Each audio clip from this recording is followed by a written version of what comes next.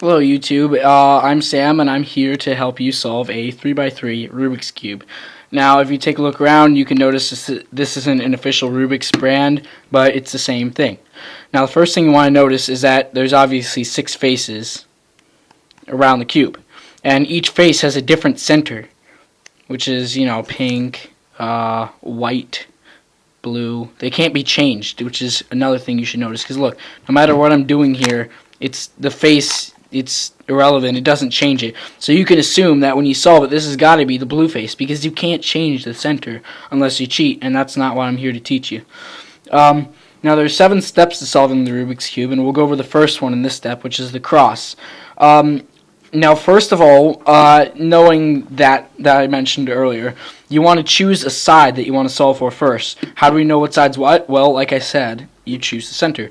I'm going to choose white because it just shows up the best and it's the easiest to solve for in my opinion. But you can solve for anything else. It doesn't really make a difference if you're going to solve it. So let's choose white. So now what we do is we put white as our bottom. And in a Rubik's Cube, you should know that the 6 faces have notations or names. So the part we want to solve for, the center, the white center, we're going to put on the bottom. That's the bottom face. This is obviously the top face, left face, right face, front face, and back face. Oh, whoops. Now, the first thing I want to do after putting it down and figuring out which face is which, we want to try and get the 4 edge pieces.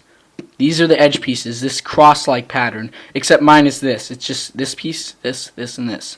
These are called the edge pieces. This is called the central piece, and these are called the 4 corner pieces. So what we're going to try and do is on the complete opposite of white, or yellow, because it's completely opposite, we want to try and get 4 of the white edge pieces to match up on this yellow center.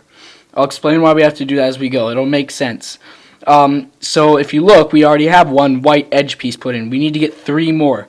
These 2 white pieces are here, but we don't need them because they're not edge pieces. So look around your Rubik's Cube in the center. If you look up here, these will never, well, this one will, but this won't make it in here because it's a corner piece. You want to try and find edge pieces in the middle. So if we look around, this is an edge piece because it's in the middle.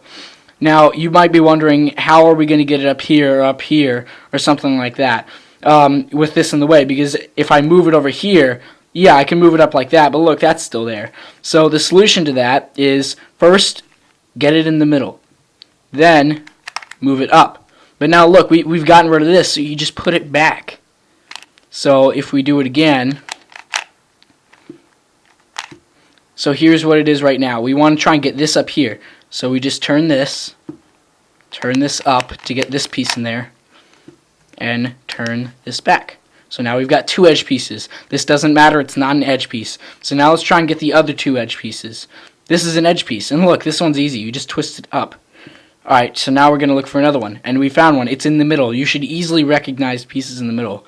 Now, if we try and move it around, if we put it in the bottom, we'd be messing up this. So what we want to do is we want to try and line it up with this of a sort. So if we twist the whole cube, sorry for the bad quality here, but my Rubik's Cube isn't that good. Then we can twist it down like this, because this doesn't disturb the open space. Now it's down here. So we can just use that other step as earlier. Twist it this way so that it's facing on top.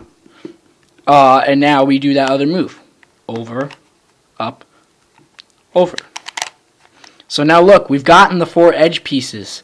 And they are the opposite of this, which is what we wanted, with the yellow in the center. Now you might have other white pieces on the corners. That's irrelevant. You just want to get the 4 edge pieces to be white with the yellow center.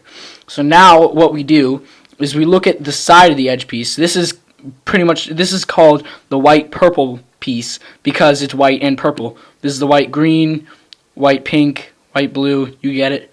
So what we do is we look at the second color, the white purple. We always look at the second color right here, and we twist the top, just the top layer, until we match it up with this respective center. So now what we've done is we matched up this white purple piece with the purple center. Then what we do is we turn it exactly 180 degrees down. So now it's down here. And I'll explain why that's important in a second. So now we see the white-green piece. We need to match it up with its green center. Now we have, and what we do is we turn it 180 degrees. Now we're going to match up this white-blue piece with the blue center and turn it 180 degrees. This one's already matched up with this pink center, so we turn it 180 degrees. Now we've gotten rid of these edge pieces, but don't worry, they're all down here. And the reason you have to match them up is because this is the first step to solving the Rubik's Cube. You're starting to get the pieces lined up. This concludes the first step of solving a Rubik's Cube. There are 6 more steps, and I'll go over them gradually. So stay tuned, and good luck.